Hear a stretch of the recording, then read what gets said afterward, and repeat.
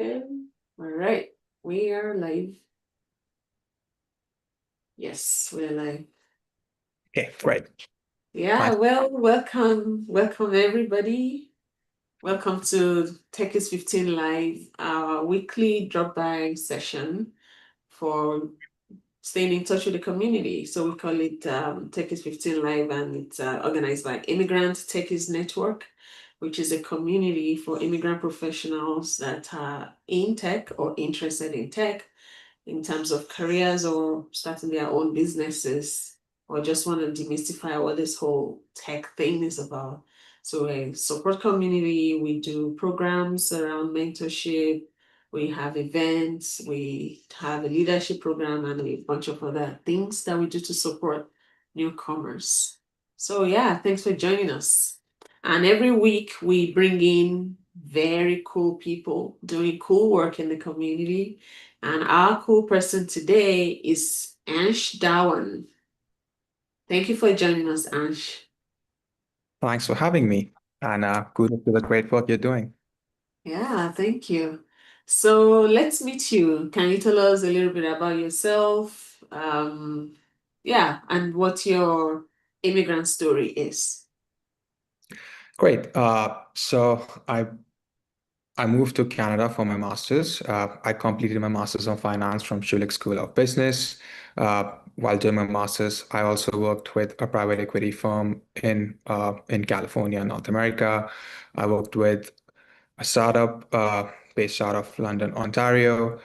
After my master's, I wanted to work in the venture capital startup ecosystem. I started reaching out to folks in the industry as I try to figure out what's my own product market fit, where can I use my skills and my experience the best, and how I can help out the founders in the best way possible.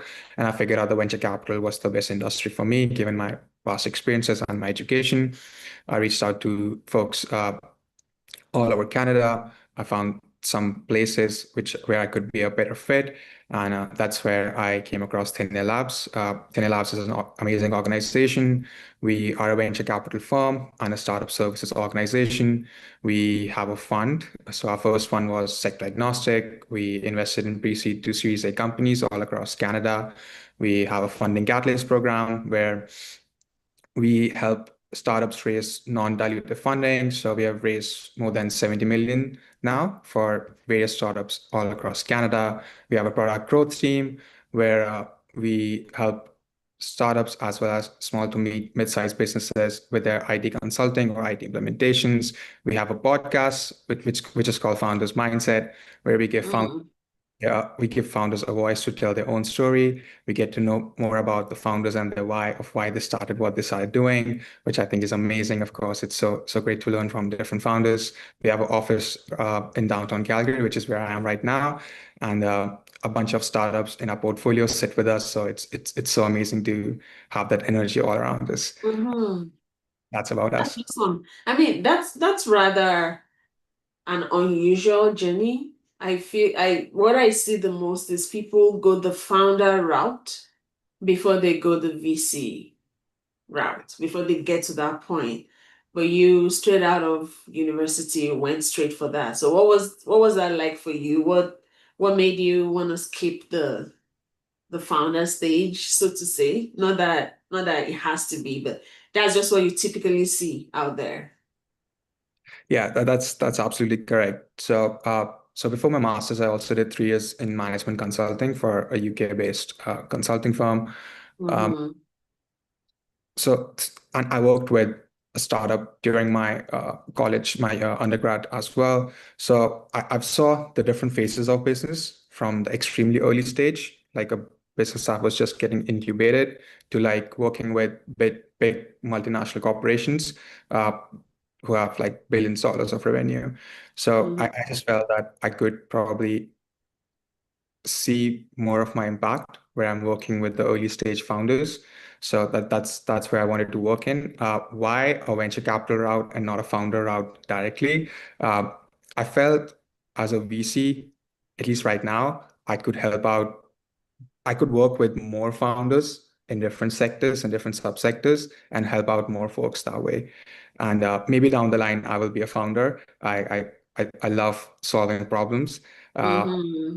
and I love working with smart, ambitious people. So maybe that's something in the future for me. Awesome. Okay, let's talk a little bit about venture capitalism and what exactly it is. Is it? Because so one of the things we like to do on this platform is to demystify things. Because sometimes people look at a world they're not familiar with and they hear all the terminologies, all the abbreviations, and they're like, yeah, I don't belong there. So what exactly, who is a VC? What do they do? Why is it important in a tech ecosystem? So venture capital firms essentially invest in startups. So they they invest, they give to startups in exchange for equity. Then they help the startups grow in the next 5 to 10 years, and then they exit. That means that they sell off the share that they had in their startups. So let's say we invest in a company today and it's worth 10 million. Over the next 10 years, it's going to grow and it's going to be worth, let's say, 100 million. And that's when you will exit. So either the company IPOs or you sell your shares to another company, or maybe the management buys it back. There could be multiple ways. So that's how venture capital fund model works. Uh, the basics of venture capital is that you invest in high growth, high risk companies. A bunch of them may not work out, but the ones that do would give you like 100x return. Some maybe even more. Mm-hmm. What a day-to-day operation for us looks like is so if let's say the fund has already been raised, you have a fund and you need to deploy it, which means you need to invest in companies. You would first begin with sourcing companies, which means you would be looking companies that fit your thesis. So every venture capital fund would have its own thesis. Uh, in major ways, that would be which geography would you invest in? So are you investing in North America? Mm-hmm. Or let's say Asia, which sector are you investing in? Are you investing in health versus fintech or property tech versus which stage are you investing in? Are you investing in extremely early pre-seed, seed stage companies, or are you investing in the growth stage or like a later stage company which already has a product market fit and wants to grow and expand? So based on that, every company has its own thesis. So you need to find out, you find founders who are building companies in those particular areas. You talk to them, you try to understand what they're building, why they're building. You get to know them more. And if there's a company that fits your thesis and you want to invest in them, then you do your due diligence. That means Mm-hmm. you run through all the validations, the market validations, are they financial sound? How, do you believe that the founders and the team is the best fit for this particular industry, this particular market, and what needs to be true for them to reach where we think they can reach. So all of these things. So that goes into your due diligence process. For a junior folk like me, you also need to write the investment memos, maybe do some modeling. Um, and if you have already invested in companies, then you provide them portfolio support. That could be something as small as helping them make the connection through your own network, or that Mm-hmm. could be if you depends on the company. It could be about helping them raise more capital, probably helping them a little bit more on the product if you're an expert in that field. Um, so you provide them Yeah. more, and then you're talking I know to. there's a lot more to explain there, and but I wanna yeah ask some more questions before we run out of time. So what are some myths that you think needs to be busted about being a VC or being a VC firm, or maybe from a founder perspective or even from a general public perspective? What myths would you like to bust? Uh, I'm not sure about the myths that need to be busted, but I Mhm. would say that become a VC if you really, really want to help out founders. I think that should be your first goal. That should be your main goal. Like if you really want, How rich do you need to be before you can be a VC? Yeah. uh, that, that that depends on the role. So when you're raising a venture capital fund, it is an expectation from the limited partners that the team, the general partners mostly, will also invest a percentage of their own capital into the fund. Mm-hmm. So, and that depends on fund to fund. The lead investor usually negotiates that. So the pressure is less on the junior analysts, but it's more on the general partners and the managing partners because they put up more of their own capital on general basis. And Mm-hmm. so you need to have some capital if you're raising. So let's say it's 2%. 2% of $100 million fund is 2 million. So among those partners, you will be putting in 2 million of your own capital. Just an example. Mm-hmm. So you need to have some money if you're a partner or a general partner of a fund. But for junior folks, it's not an expectation. And that also gets then reflected in the carry, essentially. Mm-hmm.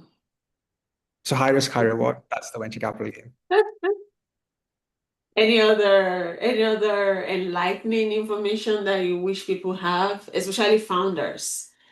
So what do you wish founders know before they approach you? Uh, I would say raise venture capital only if you really need to. Like that's always what I say to founders. And then understand that venture capital is a lot like marriage. Like if a fund invests in you, they're going to be with you for the next 5 to 10 years. So be with people you can actually trust. Be with people you find honest. Mm. Be Also do your own due diligence on your investors. Like it's a long-term relationship here. Yeah, yeah. So you're also evaluating your investors. It's Not not. not all money is good money, right? Yes, that's true. And can you touch on what the difference is between VC and angel investing? Yes. So angel investing is usually people who are writing extremely small checks at the extremely early stages, and it's their own money that they're investing into founders. So usually these could be checks that come in pre-product. So it's just like an idea, and you go to Mm-hmm. investors, and they will be like, "Okay, I'll write you Friends like and family. friends and family round, yeah, FFF."